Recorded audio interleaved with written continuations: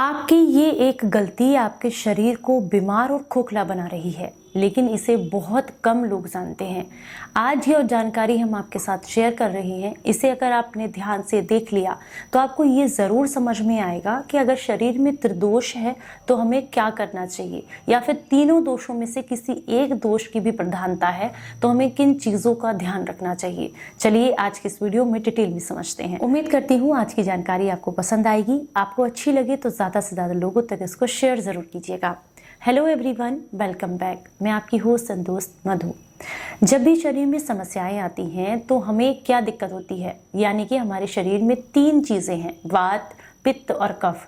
ये तीनों चीज़ें ही जब जो है दोष में बदल जाती हैं, यानी कि सम न होकर के विपरीत होने लगती हैं, तो ये सब जो है हमारे शरीर में दोष की तरह काम करती हैं, रोग लेकर के आती हैं। पर आपको बता दूं, बहुत सारी गलतियां ऐसी हैं जो खुद हम अपने हाथों से करते हैं और हमें इसका पता भी नहीं है। उनमें से ही एक मेन गलती के बारे में आज मैं बात कर रही हूँ।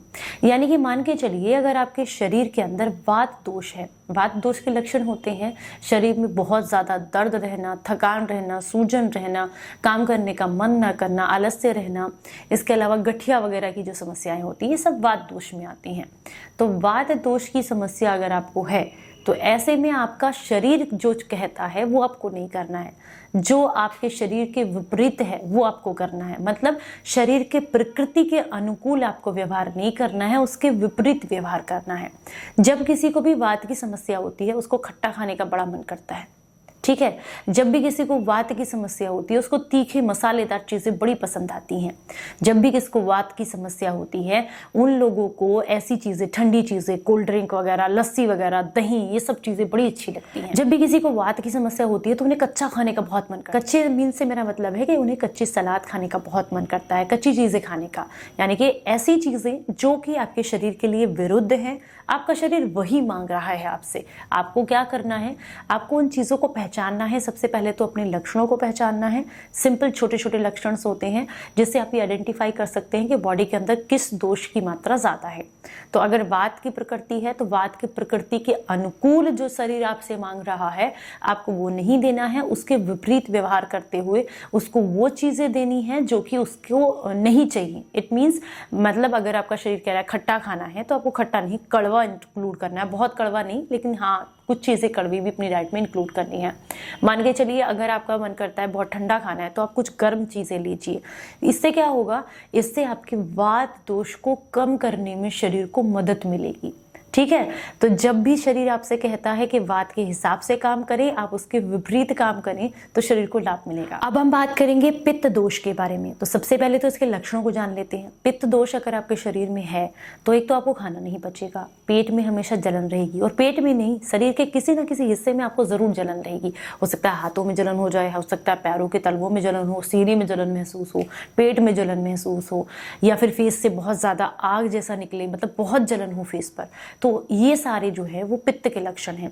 ब्लोटिंग होना, गैस बनना, ऐसा, या कॉन्स्टिपेशन की दिक्कत होना, नींद ठीक से ना आना, गुस्सा बहुत ज़्यादा आना, ये सारे जो हैं आपके पित्त दोष के लक्षण होते हैं।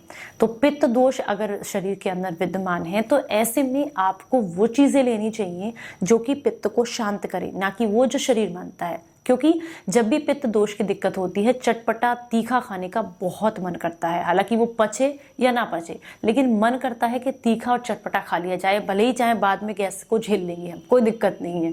लेकिन ऐसा आपको नहीं करना है। बहुत ज़्यादा ड्राई फ्रूट्स खाने का अगर आपका मन कर रहा है, या फिर मिर्ची खाने का मन आपका कर रहा है, या मूंगफली जो होती है, ये जितनी भी गर्म चीज़ें हैं जो तासीर में गर्म हैं वो शरीर को अच्छी लगेंगी, लेकिन वो आपके पित्त को बढ़ाएंगी। तो ऐसी जितनी भी चीज़ें हैं वो आपको नहीं खानी है।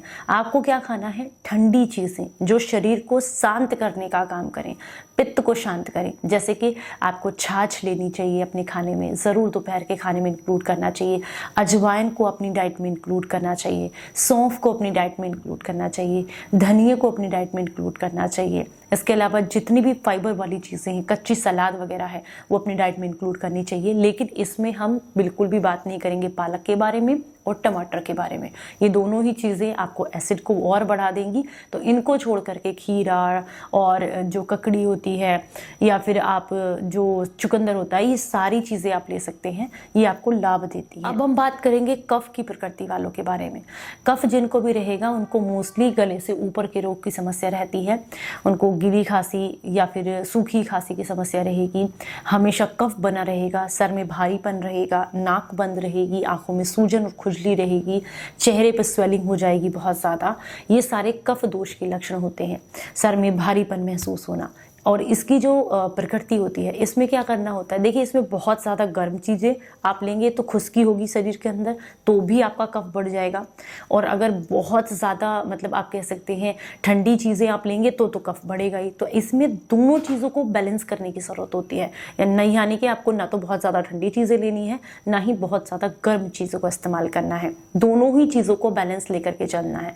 तो अगर आपको कफ की समस्या है तो आपको दालचीनी ज़रूर लेनी चाहिए, अपनी डाइट में इंक्लूड करनी चाहिए। कफ के रोगियों को क्या चीज़ अच्छी लगती है, दही खाना है, ठीक है, ठंडी और खट्टी चीज़ें खानी है, कच्ची चीज़ें खानी है, कोल्ड ड्रिंक पीनी है, मतलब फ्रिज का रखा हुआ ठंडा पानी पीने का मन करता है।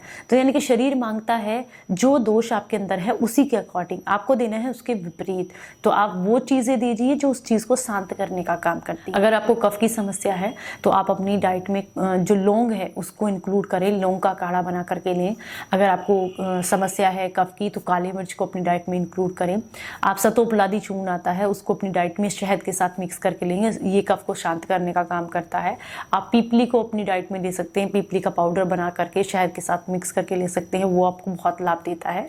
तो ये कुछ ऐसे नियम हैं, क्योंकि मतलब जब बॉडी के अंदर ना जो दोष बनता है वो उसी के हिसाब से खाना मांगता है, आपको उसके विपरीत खाना देना है। ये समस्या आपकी काफ़ी हद तक ठीक होने लग जाएगी। जानकारी अच्छी लगी हो तो लाइक एंड शेयर ज़रूर कीजिएगा सभी के साथ। चलिए फिर मिलूंगी किसी नई जानकारी के साथ, तब तक अपना बेहद ख्याल रखें और हंसते मुस्कुराते रहें। Stay healthy, stay happy, bye bye.